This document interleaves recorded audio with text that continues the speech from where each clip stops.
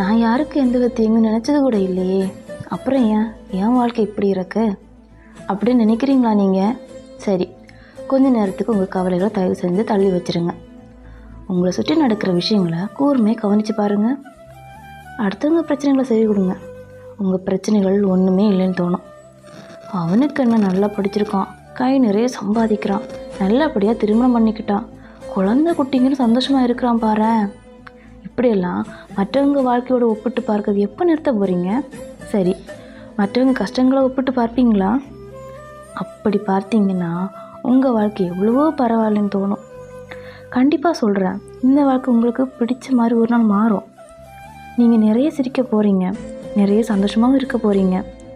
எழுந்துறீங்க, போங்க, உங்களுக்கு பிடிச்சது பண்ணுங்கள், முடிஞ்ச வரைக்கும் சம்பாதிங்க, காசு சேருங்க, இல்லாதவங்களுக்கெல்லாம் கொடுத்து உதவுங்க, பசியில் இருக்கிறவங்களுக்கு சாப்பாடு போடுங்க, உங்களை நீங்களே தேடுங்க, கொஞ்சமாவது வாழ்க்கையை வாழுங்க. நம்புங்க, இப்போ இருக்கிற இந்த வழி நிரந்தரம் இல்லை, கண்டிப்பாக மாறும்.